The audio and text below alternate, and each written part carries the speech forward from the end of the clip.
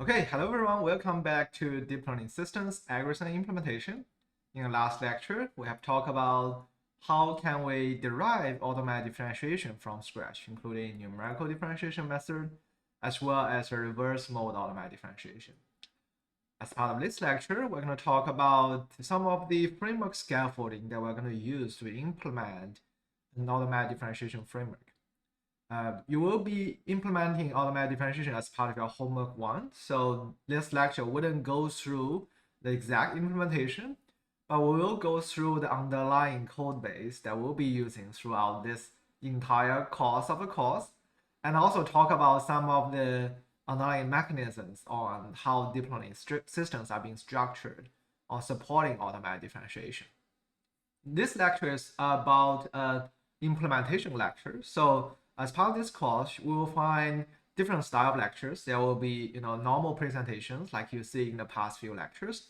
There will also be implementation lectures where we are going to directly go through IPython notebooks and hopefully do a bit of interactive coding to just get us to really familiar with what exactly does it take to implement a deep learning framework from scratch. Okay, so let's get started. As the first part, what we're going to do is we're going to run this code block. So if you are running it for the first time, remember that you want to uncomment this code block and run it. I've already run it on my end. So what it does, it will try to create a folder of 107, 114, F22 on your Google Drive. Then you will try to clone a repo that are needed in this lecture onto that Google Drive, onto the lecture 4 folder.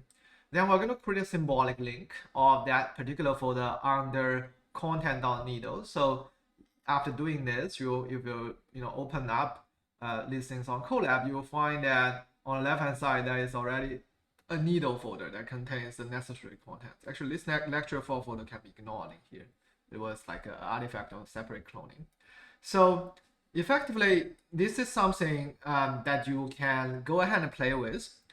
And because this folder is on your Google Drive, so you will be able to actually, for example, open up a file, modify the file a bit, and then save it, right? And the next time when you run Colab, you just need to run this code block to get it back. So it will contain all the necessary changes that you have already made in the Google Drive. So that is one way for you to do development if you want to do it. And as Colab comes with the integrated IDEs as well as an environment that allows you to run Python and so on. Okay, so that's the first setup. So this folder effectively contains the necessary files for our first homework. And actually, as the homework one being released, you can also safely replace this repo by the homework one repo. The next step we're going to do is we're going to set up a Python path. So this is a necessary step to be able to bring some of these available packages. In this case, just content.needle.python folder that contains a needle package, so that we'll be able to go ahead and directly run and import needle. Okay. So now let's take a look at the folders on the left-hand side of what does needle contains. What is the needle library consist of? Right. So needle stands for necessary elements of deep learning, which means that it try to encapsulates the main necessary element that we need to bring in a deep learning model, right? And this is also pun intended in a sense that you can also view it as a swine needle that you can use to sew the sewing needle that you can use to sew the neural network together. So we have a dedicated logo of needle that kind of represent that metaphor, right? So and it's really exciting to work with everybody as part of this semester to be able to build up this needle library so that we can build our own deep learning library from scratch. So if we now click the file folder on the left-hand side and take a closer look, we'll find that this needle package as of now contains 3 main files. So there's an init file that is defines all the imports that we need in the library, the autograph file that contains the definition of the necessary data structures, and automatic differentiation mechanism. And there's the ops.py file that contains the operator definitions needed for our homework assignments. We can quickly open the file and then browse through it. Note that we will certainly go over the more details in this lecture. So don't worry if you don't quickly see everything, right? If you have something on your local laptop, you are also more than welcome to open up and try after this lecture. So for example, if you look at this autograd.py, this particular file contains about 400 lines of code that includes the necessary implementations needed for automatic differentiation framework. Similarly, if you look at the ops.py, this file contains about 300 lines of implementation. So you can find that overall we roughly have about I would say 1,000 lines of code that builds up this overall scaffolding infrastructure we needed for running machine learning models end to end. And as part of this lecture, what we're going to do is we're going to walk through this code base as more like interactive code review so that we can get familiar with this overall scaffolding, okay? And before we walk through the code base, one thing that I'm going to do is how about let's go and try to run and try out Needle a bit. So what we can do is we can import Needle as Needle in here. And then you'll find that Needle is already kind of contains a few of interesting features that you can do that if you have used deep learning framework like PyTorch before. It contains several things that allows you to have the similar API as PyTorch. For example, one thing I can do is I can say x.needle.tensor 1, 2, 3 d-type equals float 32. And if I go and run this code, and if I try x, you'll find that it gives you a needle.tensor in here. So that's like a basic tensor creation step. Another thing you can do is you can go and perform operations on it. For example, I can say y equals x plus 1. And if I try out y, you'll find that in here y equals 2, 3, 4. Right? So you can perform this kind of basic arithmetic operations. Under the hood, actually, when you call y equals x plus 1, in reality, what it tries to do is actually it calls into another function called y equals needle.add scalar. So this is a specific operator that allows you to add a tensor with a scalar value in here. And effectively, the operator is being overloaded so that if it detects that you're adding a tensor with a scalar value, we are just going to call that add scalar function. Okay, so that's like a very basics of what Needle can do. Right? We'll be able to create a Needle tensor. We'll be able to operate on it. Of course, this Needle tensor contains several fields that looks quite like what a NumPy array and a PyTorch tensor gives you. For example, you can try to do a y.shape that gives you the shape of the tensor, and y.dtype that gives you the d-type data type of the tensor in here. Okay, and one of the last operation that we can perform on this is this operation called y.numpy. Okay, so this operation help us to convert a Needle tensor back onto NumPy. Of course, actually, as a part of the first two lectures, first two homeworks, we're actually simply using NumPy to back up this Needle library. So effectively, we're not doing a lot of things. There's a data field within the tensor that directly contains a NumPy array, and we are simply returning that data field back. But on the other hand, for a general deep learning framework, and as we start to develop this Needle library, we're going to start to implement our own version of n-dimensional array library that runs on GPU and CPUs. In those cases, when the data sits on GPU, can no longer simply have a NumPy array counterpart. So as a result, there's always this .numpy function that converts the data from the on-device memory or from underlying arrays back onto NumPy array. Similarly, the Needle constructor, you will be able to pass in an array or list here, and effectively constructing a NumPy array that copies the data onto the needle tensor. So while it's not being so meaningful as the first two lectures, because we are using CPU array that are backed by NumPy in here, this API is going to be useful in the future. So that's why, when in your homework and in other cases, when we write test cases, we always call .numpy to try to get the data back on NumPy arrays, so that in the future the code will still be functioning for other kind of devices.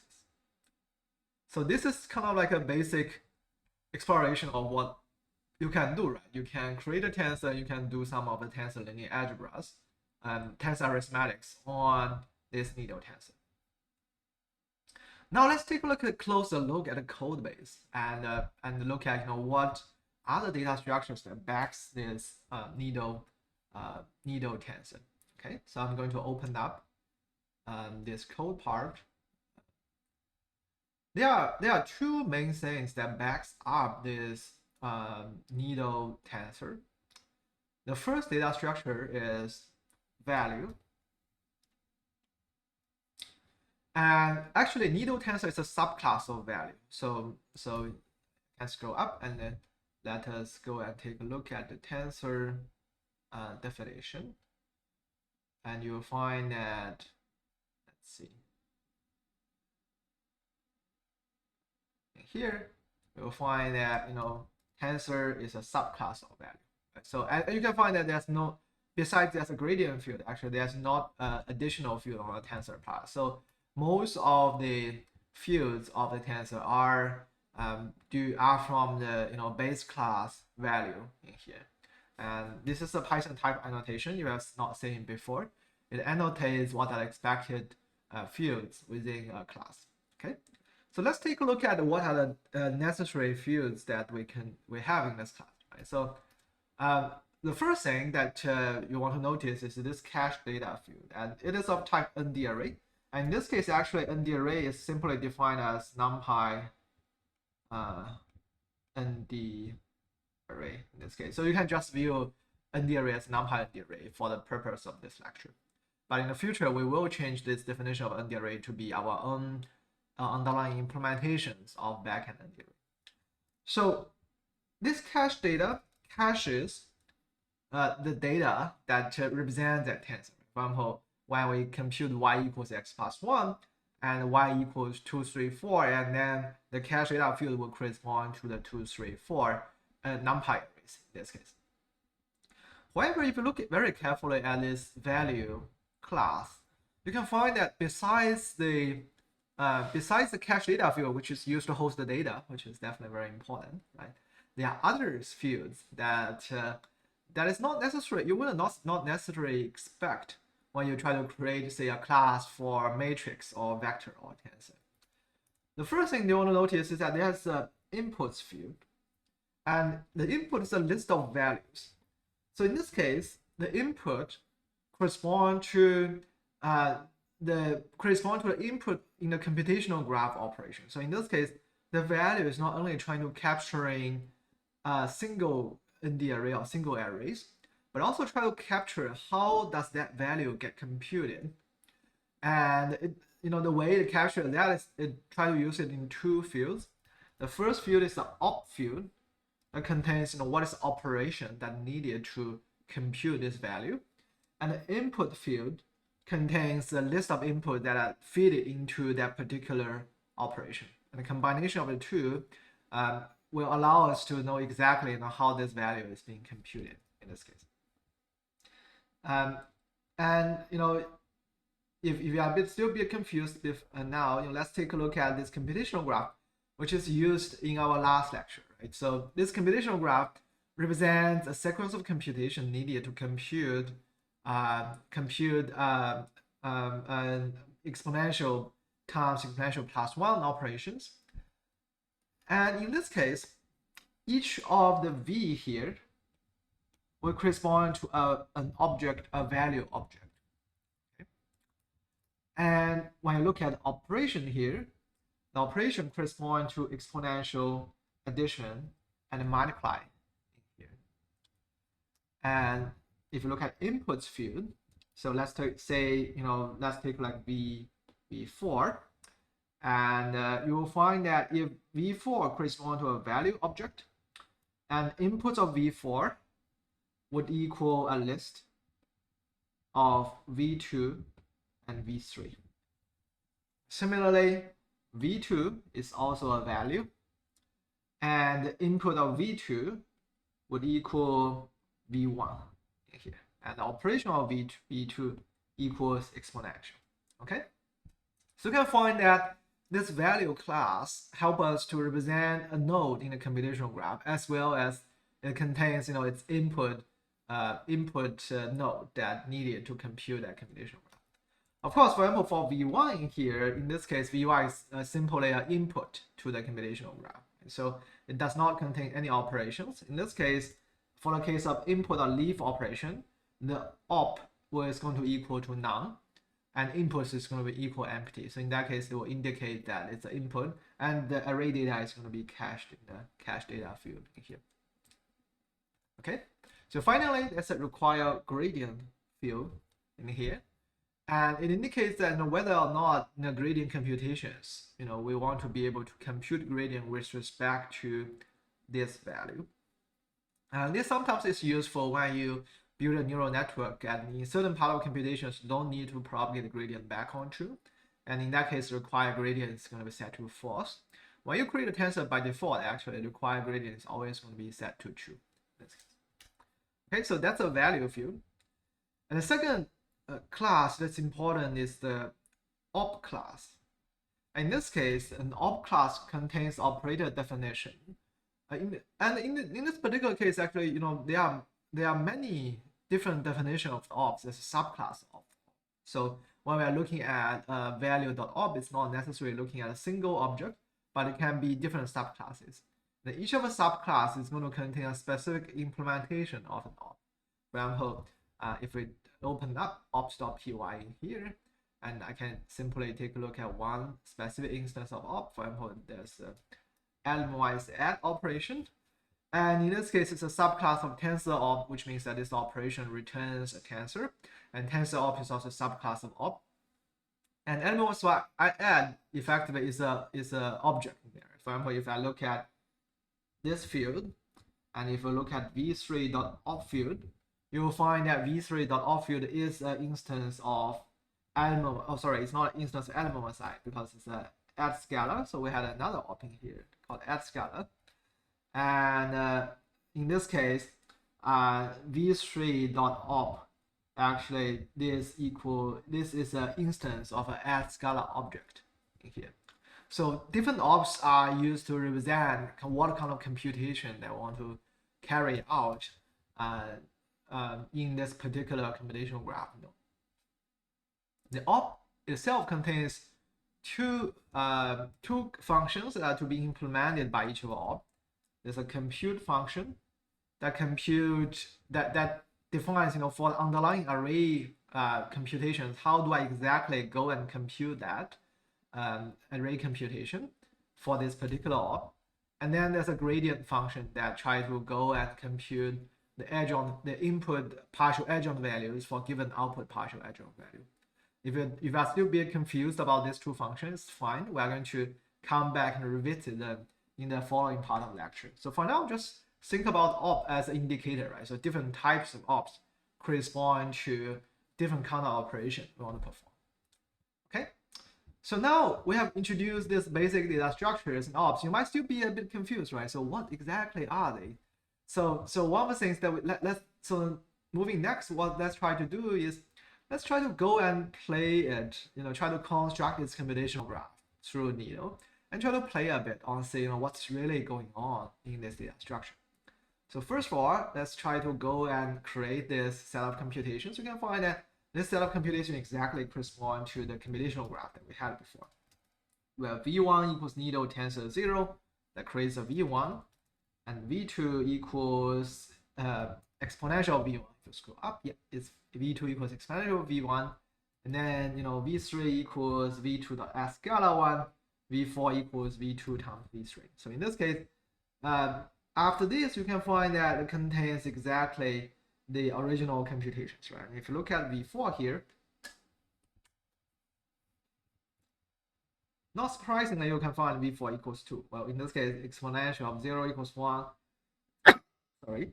At 1 equals 1, at 1 plus 1 equals 2, and 2 times 1 equals 2. Okay, so the result is exactly equals 2. On the other hand, as we noted, this tensor field, or as a result, the value field, contains more attributes than the data itself. So let's take a look at this. The first thing that we can take a look at is v4 dot inputs.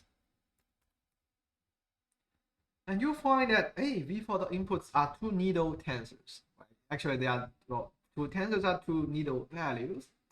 And in this case, we know that, as we explained before, right, v4 dot input is a list of v2, v3, right? And we print out is this value, but we can also try to assert if it is the case. For example, v4 input 0 is v3. In this case, we'll try to check identity whether or not that is exactly v3. If we check, oh, it's not v3.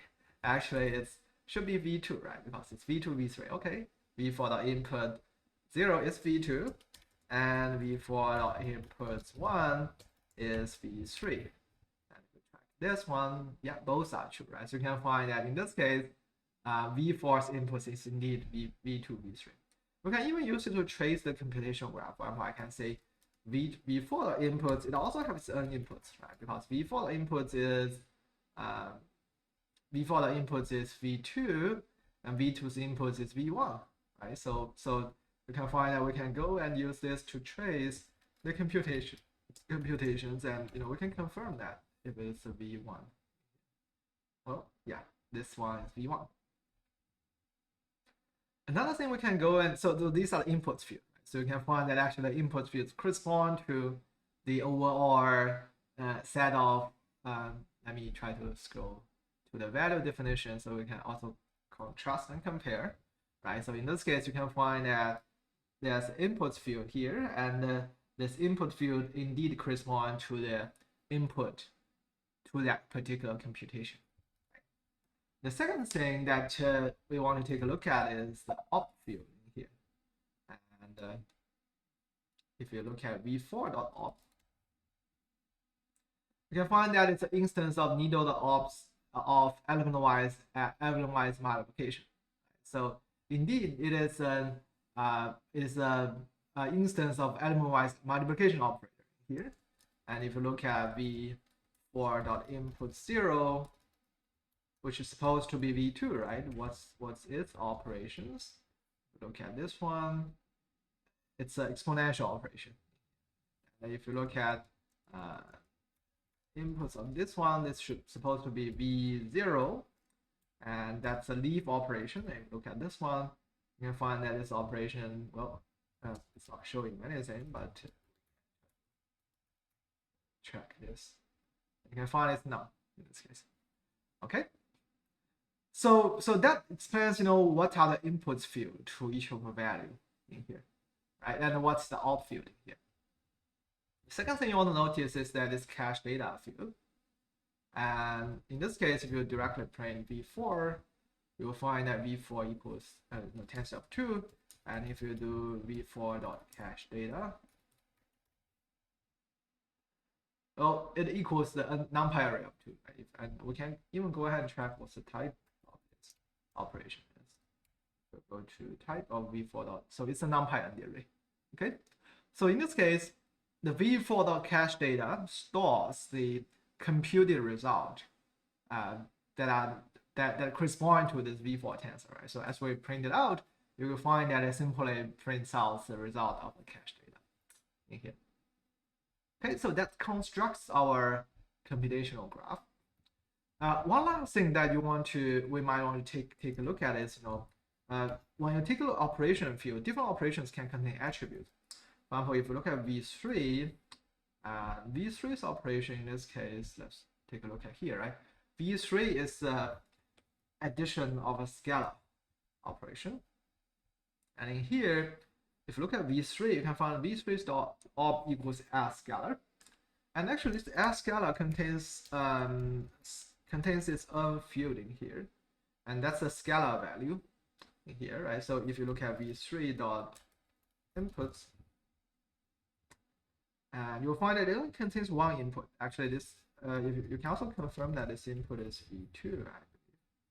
Yep. So v3 contains one input as v2, and you have a scalar attribute that attached to the op that indicates what kind of scalar values that we need to add to this particular v3 operation. And so as a result, each of the op class indicates what kind of operation we want to perform, and it also can contain attributes that indicates what kind of parameterization we want to perform that particular operation. Okay, so this is the computational graph, and to show because when we directly say print v4, you'll find that it only prints out the content, so that do not exactly show the computational graph that we're having here. So let's try to define a function that help us to see a more detailed content of a computational graph. So in here, let's define the print node function, and I will print different things. First of all, I'm going to print ID. ID is a unique integer in Python, actually, that indicates what is the unique ID of that Python. So ID will help us to kind of pin down exactly what is the class, what is the ID of the particular object. And then we can also print inputs of this function as ID of x for x in node.inputs. So in this case, we are just going to print all the input IDs, and this ID is going to effectively help us to recognize whether or not one node equals another one. We can also print out operation type, because the type kind of indicates this operation, right?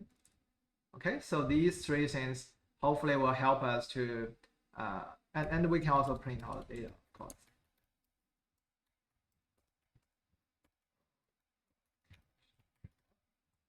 Okay, so now we define print node. I can go ahead and try to print, for example,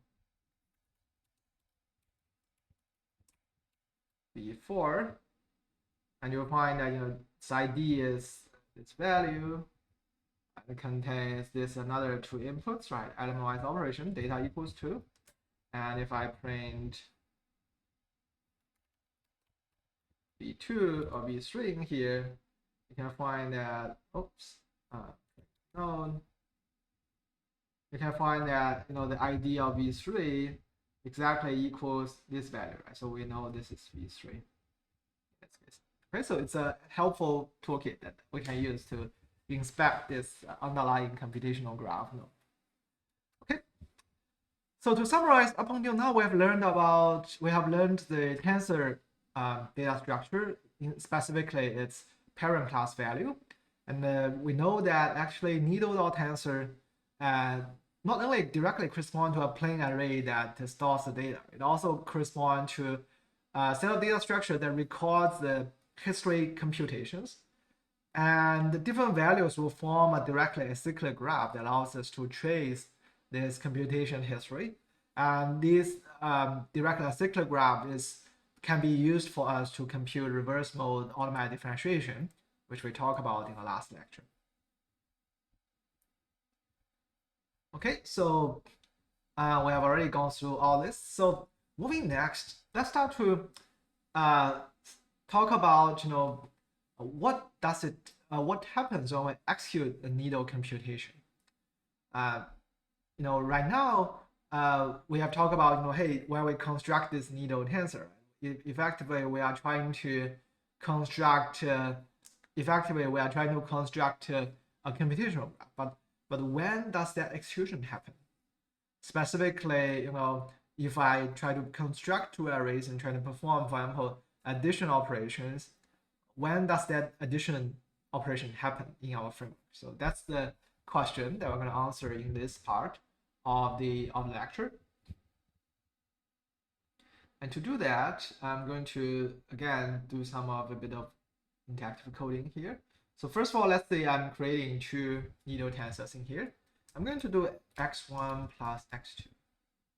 And our question is, what happens when we do x1 plus x2, right? So there are a lot of things that happens in here, but I'm going to, so what I'm going to do is I'm going to walk you through a set of function calls that correspond to the operations that we run when we call x1 plus x2. And then, let's take a look at what exactly happens through tracing the code. Okay. So first thing, when we call x1 plus x2 in here, is that we're going to call into operator overloading function.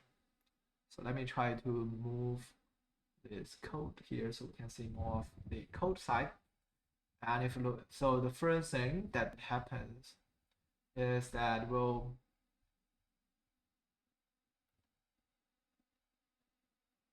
let's see. So in the tensor field, there's add overloading. So if you look at here, the first thing is it's going to call it into this function, and it will check if the other instance is tensor. In this case, we are adding two tensors together. So it will call needle.ops element-wise add self and other. Okay, and let's take a look at the definition of the element-wise add function here. Look at element-wise add function and find this is the element-wise add function. Actually, the definition of that call. So in this case, actually, whoops. Again. So in this case, it's actually calling to tensorOp.core.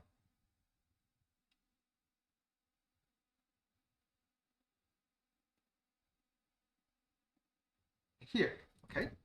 So this is what happens when we call into the element-wise add constructor call. So in the original case, the tensor calls into element-wise add, and that's going to call into the subclass, so element-wise add dot underscore underscore core, and that's going to call this function. Okay, so we're kind of tracing a bit of indirections, but it's kind of important to go through this and understand what exactly happens in this different framework that we build. Okay, and in this particular function, it's going to call a tensor.make from op.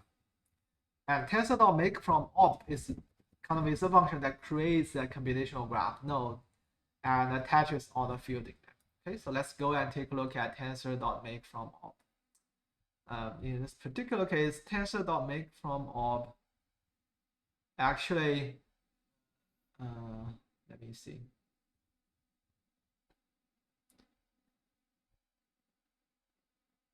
Make from op, I think it's, yes. So here is tensor.make from op. It's a static method.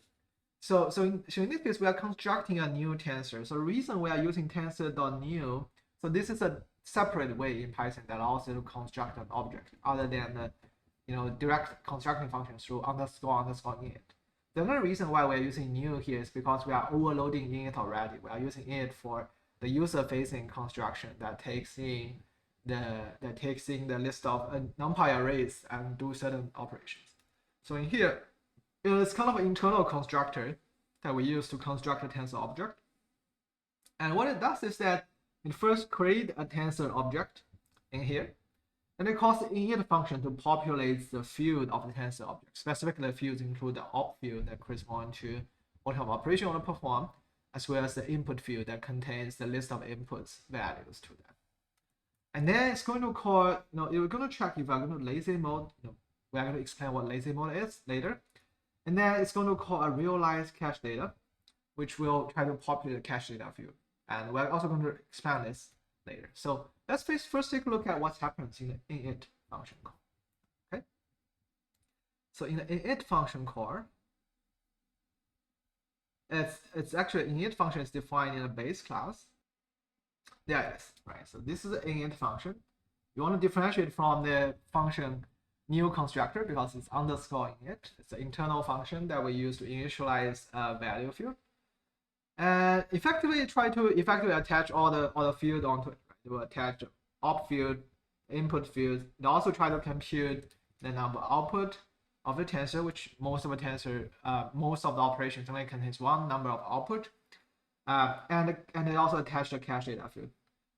It also tries to maintain a global tensor counter that counts number of active tensors so far in memory, so that it's a simple mechanism for us to track how many tensors we've created and destroyed so far. And it also tries to help you to compute required gradient field. So the rule to compute this is that if any of the inputs of this operation requires gradient, then we will need to propagate gradient to this so that we can propagate it further. Otherwise, we don't need gradient values on this. So you can find that the init field simply populates that data structure. But one thing that you might notice is that it does not carry out computation, right? So when we construct this, then we call make from op. It goes through init that populates all the field that we just talked about in the last part of the lecture. In the last part, we talk about the inputs, the op field, and other fields, but it's not carrying out the addition computation. So where does the addition computation is being carried out? You'll find that addition computation, when we do x1 plus x2, actually it's being carried out in, let's see,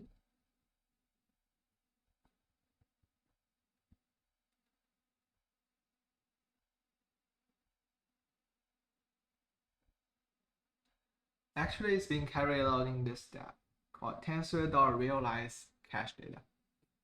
Okay, and so what does tensor.realize cache data do? So effectively, as the function says, right, it tries to carry out a computation and compute that output value for this given operations for given input, and then it also tries to and then it will try to store the cache data onto the cache data field of this tensor. Okay. And another thing that you might notice is that there's a lazy mode, which means that actually when we are constructing this particular tensor, if we are in lazy mode, this tensor.realize cache data will not be called, and as a result, the computation actually will not be carried out. So let's take a look at, let's try out actually what happens if we are doing it in lazy mode. So one thing that I can try to do is, if I try to see let's say if y equals x1 plus x2, I'm going to say y dot data. You're going to find actually, it's actually correspond to a real tensor value or an the array value in here. But if I do needle dot autograph dot lazy mode equals true, I'm going to do it again. You'll find that actually the cache data does no longer exist. So if you, and you can check actually, if you do y equals x1 plus x2, you can find that cache data is still none in this case. So in the lazy mode, actually, we will not populate cache data until it's needed. So when it's needed, for example, if I'm going to say y.data, or if I'm going to say y.numpy or any other operations, it's going to run a computation and trigger the computation to populate the cache data field. In this case, if you try to track y.cache data again, you'll find that actually it's correspond to the real value that we need. So if you look at this definition of tensor, you can find that what we call data function is called self.detach. And if you call the detach function, it's going to call tensor.makeConst self.realize cache data. So again, right, there's this realize cache data function that's doing all the magic here. So let's take a look at realize cache data function. If you look at realize cache data, I think it's being defined here. So this is a definition of realize cache data. What I try to do is, first of all, I'm going to check if the self.cache data field is being populated. If it already been computed, it will do nothing. So as a result, it will only populate the cache data if it have not been populated. The second thing to try to do is so the real computation happens in here, where what I try to do is we'll try to first go through all the inputs values, call x.realized cache data, so that that particular input value cache data is being populated, right? And then it's going to call self.op.compute. So the compute operation is really being defined in that op.compute function. That's going to compute the cache data itself. And then it's going to return the cache data. Actually, you don't need this line in here. So it's going to return the self.cache data to the inputs, to the input call. Right? So let's take a look at what are specific definitions of op.compute. In this case, if you look at y.op, you can find that y.op is element-wise add operation. Go and take a look at it here, and you can find this is a definition of a compute. So in this case, we are taking two ND arrays. Both of them are cache data from A and B, and in the current situation, actually A and B ND array is simply NumPy ND array. So we are simply dispatching it to NumPy arithmetics, right? So we're just going to do A plus B, and it's going to return the ND array values that correspond to that final added result. Okay, so this is how we do arithmetic computation. So you can find that the idea is that the value contains, or as a result, tensor contains the necessary information to reconstruct that original computational graph that includes its inputs and operations. We can either choose to eager mode evaluation, which means that every time when we construct that value node, we will immediately compute the result needed and store them onto cache data.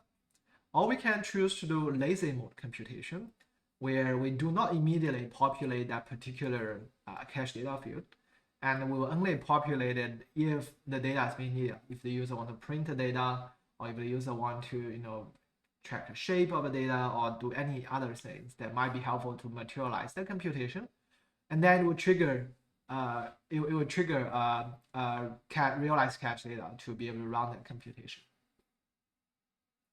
And this kind of eager mode execution and lazy mode execution is also very common design patterns in frameworks like PyTorch. By default, PyTorch actually uses eager mode evaluation.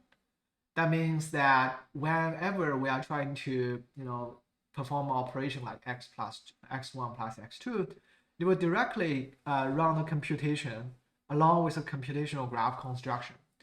The advantage of eager mode is that we are running the computational graph construction together with the computation in interleaved fashion, so that actually in case where computational graph construction become a bottleneck, the cost of computational graph construction time can be hidden with the concurrent data computation on it.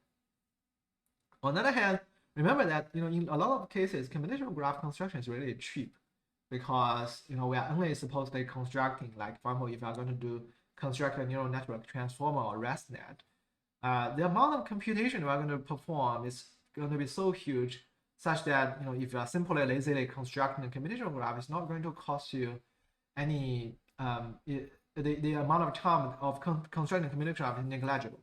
So in that case, it's actually lazy mode computations can be helpful, because you can first lazily construct computation graph without having to evaluate them. And you can evaluate them all at once. The advantage of evaluating things all at once is that we'll be able to take a look at bigger computational graph and perform certain operations and optimization.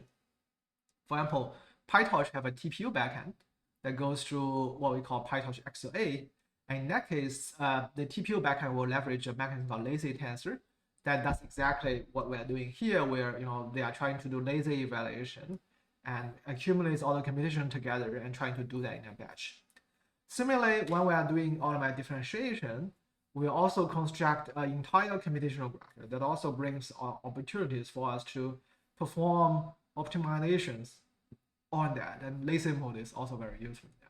So in Needle, by default, we also use eager mode, eager computations as in PyTorch. but you can also switch on lazy computations. Hopefully both of them work. And you can also explore that as part of a project.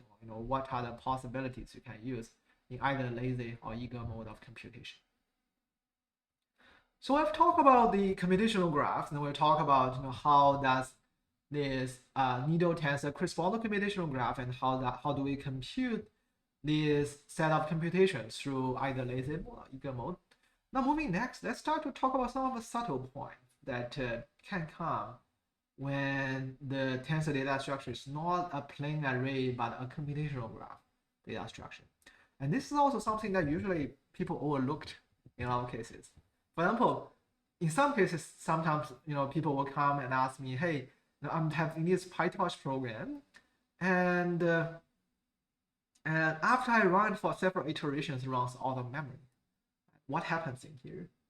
And so let's look at one example program that kind of resembles one possible program that you might write, and let's look at what can go wrong here. Okay, so let's assume that I have x equals needle.tensor 1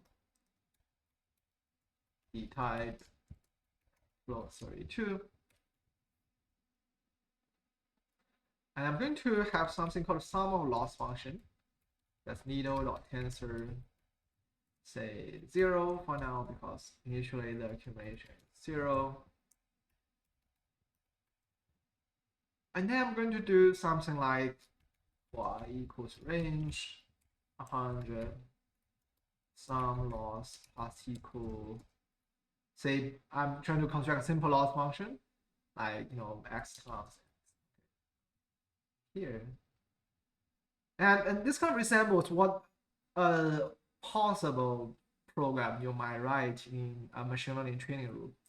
In which case, where what you are trying to do is you are simply trying to iterate over several iterations, and you're trying to go ahead and try to accumulate all the loss function together, right? On the other hand, what happens under the hood is that not only we are accumulating this loss function, because we are trying to compute, we are trying to also construct computational graph, right? The sum loss function, the sum loss variables,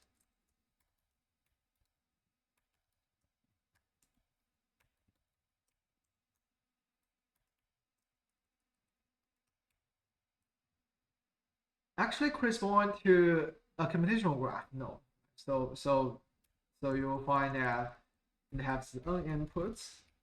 As n input 0, it's another computational graph node that contains its n input field, and you can kind of keep tracing it, right? So as a result, after we run 100 accumulations, we kind of get a computational graph that looks like this, where you have x times x in here, and you are getting a long chain of computational graph. This is my final sum loss variable here.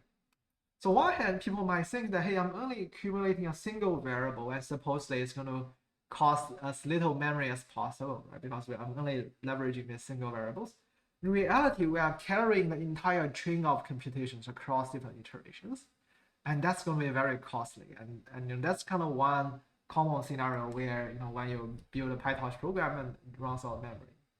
And so how do we avoid this case? The way we avoid is we're going to call, in PyTorch, this is an operation called stop gradient or no autograd. We can also call it detach function, where the detach function will take a computational graph node and try to detach that computational graph node so that it only contains a plain tensor value. So run this again. Look at sum loss. If you look at input values, you'll find that its input value become empty. So what happens to a detach? So imagine that m equals y equals x plus 1 here. For now, if you look at y, y contains this y actually do have inputs in here. But if I'm calling y dot detach, it's going to be give me another tensor. Actually, you can say this is y detached.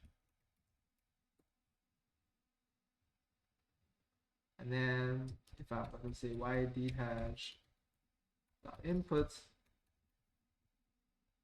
its inputs is going to be empty, and its ops is going to be none. Okay. So effectively, detach operation will take a tensor and try to detach the computational graph. Right? So originally, so in this case, it's x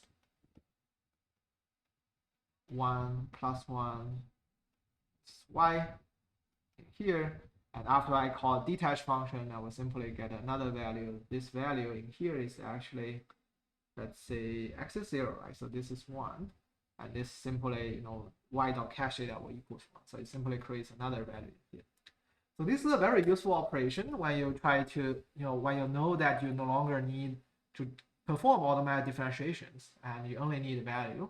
So you will want to call detach, or in the case of PyTorch, there's also a scope called with no stop with no autograd, and that will allow us to perform computations without keep trace of the computational graph. That's kind of an artifact of having a framework that allows us to not only build up the computations, compute the array content, but also have ability to be able to trace back the computational graph to compute the underlying gradient values. Okay. So far we have talked about the computational graph construction and how do we perform operations. If you go and look at the ops.py, you'll find that there are a lot more definitions of operations. So of course, not all of them are implemented. So for example, you'll find segments like begin your solution and your solution here. These are places where you are going to implement the specific implementations of those automatic differentiation functions and the compute functions. And these are the functions that are, after we implement all this, we will get a kind of like a standalone automatic differentiation framework that you can use to perform gradient computations, even gradient of gradient computations we talked about in the last lecture. Within the code, actually, up until now, we are using what we call NumPy arrays. So that's why we are importing NumPy arrays array API in here, and you should be able to use like array API.exponential or other things to implement the different operations. For example, if you take a look at implementation of exponential, which I think is here, exponential, you can find that it calls into array API.exponential. So the reason that we are trying to import NumPy as a separate namespace is that in the future lectures, we're going to replace underlying NumPy arrays by underlying array library that we implement by ourselves, so that we will be able to take leverage of GPU accelerations. As a result, we are importing this array API, and in the future, you just need to change the import to our own array. So it will gives you a more flexible implementation that not only works for the current lecture, but also works for future lectures. Okay. And we have already talked about all this. So now let's talk about automatic differentiation. And so up until now, we have not explained how does it take to take automatic differentiation, but we talk about all the necessary mechanisms that are needed to build this needle infrastructure. They include the computational graph node that corresponds to the value class, as well as the op class that corresponds to what kind of computation you want to perform along the way. So as recapping the last lecture, the reverse mode automatic differentiation will need to take existing computational graph, right, which we will be able to have from that value by tracing the value of the inputs. I want to be able to construct another, by extending this computational graph, I want to construct another computational graph along the side that correspond to the gradient computations that we need in our that we can use, right, to perform the differentiation. Okay. So here's the forward mode automatic. Here's the forward graph that we have here, and then Now let's take a look at what are the mechanisms we can have to implement this reverse mode automatic differentiation. The main mechanism that we're going to use is what we call the gradient function. So remember that in each of the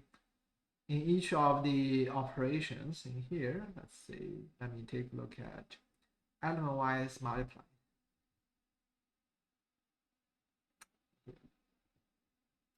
You can find that every operation contains a compute, which we already explained, right? Compute kind of defines for a given output, for a given input data, how do you compute output data using underlying array APIs.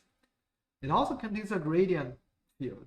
In this case, the gradient field contains the definition of for a given output adjoint, the adjoint of that particular node. How do I compute the partial adjoint of the input node? Okay, and this is the definition of the gradient function. One thing that you might notice is that if you take a look at this gradient function, I'm going to scroll up so that blocking you folks here. If you take a look at this gradient function definition, you can find that instead of having ND array as its inputs, it contains the output gradient as a tensor node, as well as the node corresponds to the current output value in the forward computation. So you can find that they are of type tensor as opposed to of type ND array. Why is this the case? This is because we want to be able to take not only compute the value, we also want to be able to compute the entire computational graph, right? That keeps the traces in here. So effectively, in the gradient computations, we're trying to construct new tensors that not only contains new values, but also contains the computational graph that connects things. Okay, and if you take a look at this element-wise gradient definition, this is the output adjoint. Remember that we have, in this case, I think this operation. Let me check this operation again. The operation corresponds to V4 equals V2 times V3. So V4 equals V2 times V3. And we know that in the gradient calculation rule, we need to compute two things. Right? We need to compute V2 to 4 adjoint and V3 to 4 adjoint. Remember that the definition of Vi to j adjoint is j's adjoint value partial Vj partial Vi, right? So let's try to plug it back. If you look at 2 to 4 adjoint, V2 to 4 adjoint equals V2's adjoint times partial V4 partial V2, and this will equal V2's adjoint, sorry, is V4's adjoint partial V4 partial V2, V4's adjoint times V3 here, right? So similarly, we know that V3 to 4 partial adjoint should equal V4 adjoint times V2 in here, right? So that's a derivation.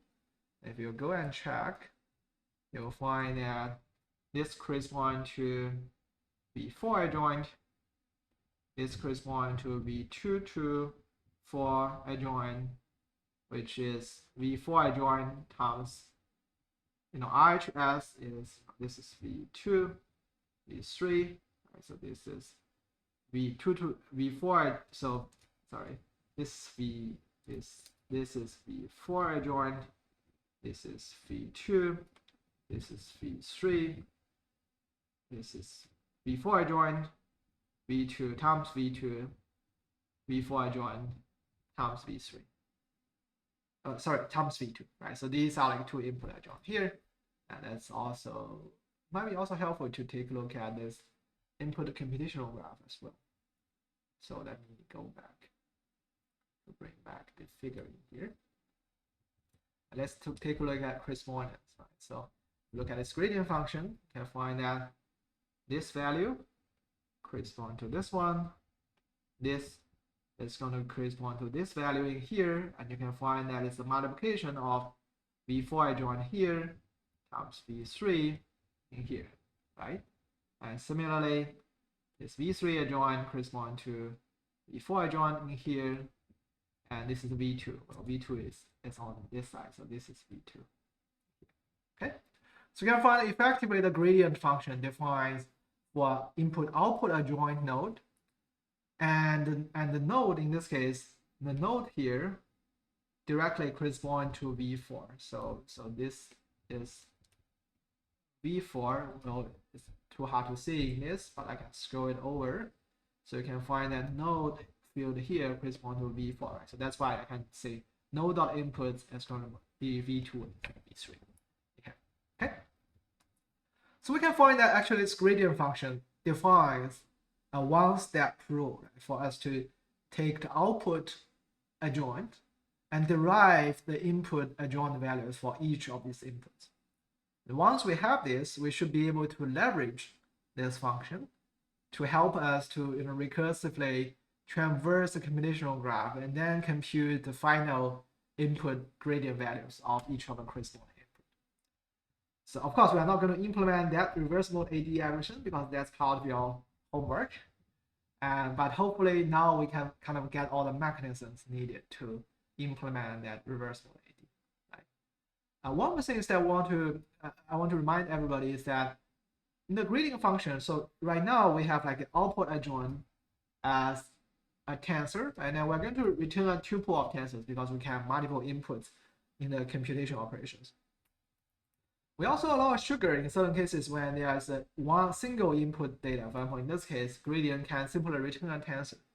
But to help us to perform, say, like a process in a more unified fashion, we will have a function called v4 dot gradient dot op dot gradient as tuple. So in this case, it's always going to return you a tuple, even though like they are not a gradient function, only return a single value. Okay, so we can try to run it. So for example, in this case, I can try to put in, say, the output gradient. We know that it's needle.tensor